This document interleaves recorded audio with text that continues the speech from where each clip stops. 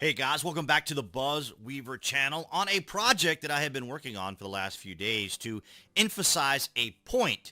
This is a video that you're going to want to share across your social media so that we can inform people. I am a mere small channel of 7,000 subscribers and a conservative voice that is still able to do a little bit of speaking because I am only 63,000 subscribers away from being able to be on any sort of YouTube radar or any sort of other activist type radar as well. So we started off today from a quote from Winston Churchill. However beautiful the strategy, you should occasionally look at the results.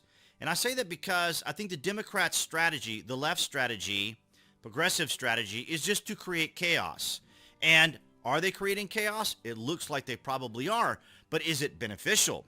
Does it have any substance to it? Is it practical? Is it benefiting anyone other than their own tribe? Now, we're going to go through this material rather quickly because I don't want to tie it all up because most of you have heard about all of this before, but I want to contrast it because people like simplicity and these little sound bites that go back and forth. They like their little tiny headlines on social media, but they don't go into the depth. So we're just going to kind of cover these things as a reminder. From the Washington Examiner, Democrats turn on Merrick Garland over Justice Department January 6th approach. Many Democrats aren't pleased with the man whom President Joe Biden appointed as Attorney General. Now, the reason they're unhappy with him is because Merrick Garland has not turned the January 6th Capitol event, a mostly peaceful protest, into some sort of tribunal, tyrannical, communist-style Gestapo sort of justice. In other words, wringing these people out, running them through the square like they did in Rome, as the old Caesars would do with their captive enemies. They would run them through the city of Rome.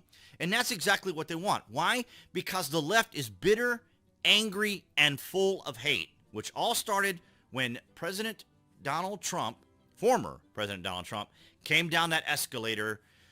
The wheel started rolling for these individual groups to form up and create a campaign of hate that is lasting till today and has affected and infected every single aspect of our lives and culture. So the Democrats are angry at Merrick Garland over Justice Department January 6th. Now, if we look into any of the January 6th information, you guys know this if you follow the channel. Of course, you can go ahead and hit that like button to show your support and tell the YouTube AI that you support this channel. And of course, as I've just said, make sure you share this video on your favorite social media. From Reuters, exclusive, FBI finds scant evidence U.S. Capitol attack was coordinated. The other night, I was watching the beginning of the Olympics, and I was watching the nightly news on some of the major news networks. Just kind of flipping through them.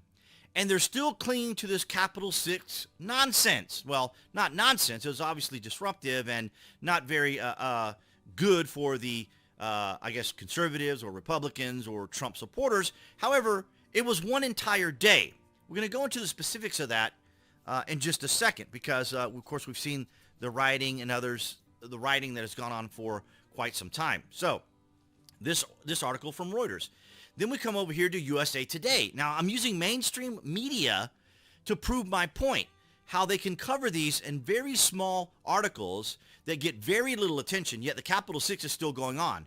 Senate acquits Trump in historic second impeachment trial over Capitol riot. So, FBI, scant evidence. The Senate does not move to convict or hold Trump accountable or responsible for the riot, yet it continues. Remember, here in Portland, rioters set fire to federal courthouse in Portland one day after fencing removed.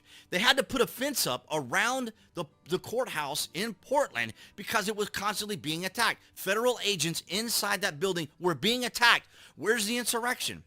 Where's the calls for insurrection attacking a federal building? After the United States, Antifa tried to break into a federal courthouse in Portland. Federal officials just removed the barricade protecting the building after months of Antifa attack on the building. Now they're back again. Where's the calls for insurrection? Where is it? A fire burns in front of the Hatfield courthouse in downtown Portland. Fire. And they were using the industrial lasers and fireworks. And there's just like tons of video of all this going on. But where is it? Where's the mainstream media on this? Portland. And then when President Trump tries to get involved, right, like the Democrats are trying to get involved, like the Democrats are trying to push Merrick Garland, the Portland protest, Trump administration and federal authorities. Can the U.S. government send in law enforcement agents, can the U.S. government send in law enforcement against a city's wishes? What are you talking about? Look at what they did to D.C. That was completely surrounded by fencing and barricades. Completely surrounded after the events at Capitol City. And they're still putting things up, as I understand it. So the president has the authority to send in federal agents to protect a federal building. He was sending them in to protect a federal building. He wasn't sending them in to do anything disruptive to the city or against the wishes of the mayor or the governor. He was there to protect the federal building, just like the Capitol. Right. For 2.5 years, the Democrats pushed a fabricated story, pushed a story to make Trump look bad. And they're continuing to do this to make Trump look bad. From NPR, a key source for the infamous Trump Russian dossier is charged with lying to the FBI. Russian national who was a key source of information used in the 2016 dossier of allegations about President Trump alleged ties to Russia has been arrested and indicted on accusations that he lied to the FBI. Yes, the dossier, which the Democrats aren't taking responsibility for. Hillary Clinton didn't take responsibility for. No, Dachenko is taking responsibility for it. A Russian, of all people, to suggest that Trump was involved with Russia. And here's a Russian involved in the very dossier that was used by the Democrats for 2.5 years. Pushed by MSNBC, CNBC, Rachel Maddow, CNN, all pushed. Disinformation, misinformation. Mueller Report finds no evidence of Russian collusion. There's been several occasions on Twitter, the Twitterazzi, trying to tell me that the investigation was not Russian collusion. And I show them this article, and I tell them, Mueller Report finds no evidence of Russian collusion. Right here. None. Russian collusion is what it's called.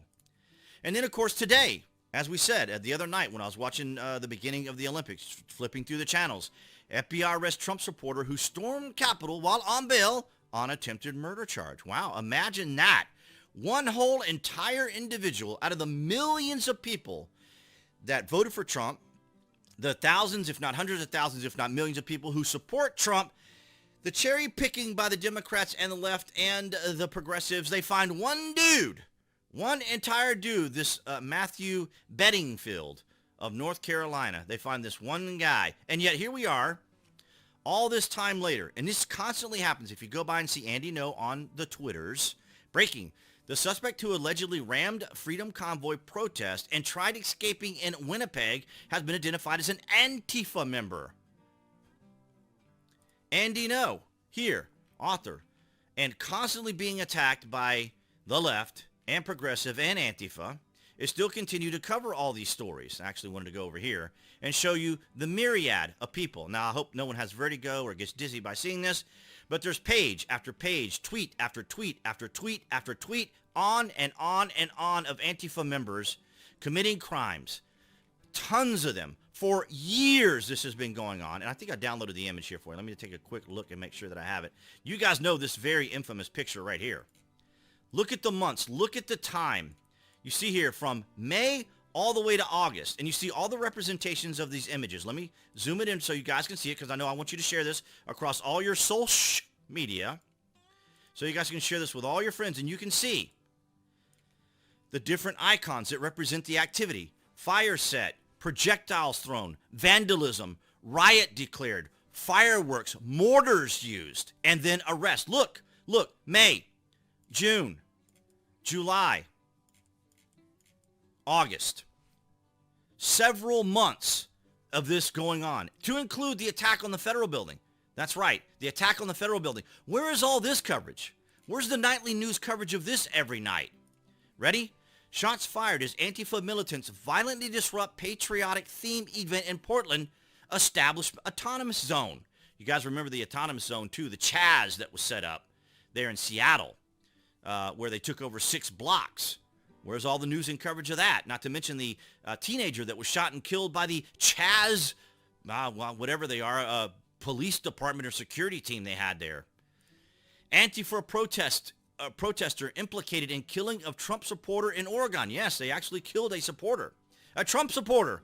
The person that they're trying to constantly say are terrible and far right and dangerous people. That's exactly what Joe Biden said. Not only did he say the biggest threat to our country was, white supremacy, but he also indicated that Kyle Rittenhouse was a white supremacist. Where's the apology to Kyle? And Kyle is on his, on his legal team, is now pursuing all these people. Olympia man arrested after being caught on camera shooting at Proud Boy member in Olympia, Washington. Where's the coverage? Where's the outrage? And then, of course, Tim Pool has been covering all this for quite some time. Baton attack during June protests in downtown Portland lands man in prison for nearly 6 years. Where's the coverage? Antifa gunman, 48, who shot dead a Trump supporter in Portland, was arrested with a handgun and fired up to 50 rounds during shooting with U.S. Marshals before being killed, as witnesses say it was like a scene from a video game. Where's the coverage? I ask you in just summation. Now go over here to Homeland Security. Acting Secretary Wolf condemns the rampant, long-lasting violence in Portland. I'm just going to scroll through this again. Look, here it is. Look at all of the reports and violence and activity that has been going on by Antifa, Black Bloc, and BLM. Look at all this. I'm going to link this for you down below. So when you share this video with your friends on your social media, across all of social media, you will know. Democrats turn on Merrick Garland over Justice Department January 6th approach. Just wow. Thank you guys for your continued support. I appreciate all of you who are watching this on Rumble, Odyssey, and BitChute. Thank you guys there for your support. And of course, all my supporters here on YouTube. This year, we're going to be going after that algorithm. So if you haven't already, make sure you hit that like button. And of course, appearing there on the screen, that would be the channel icon for those of you here on YouTube. You guys can click on that to subscribe, as well as to get notifications. That way you know when there's content here on the channel. And I will see you guys in the next video.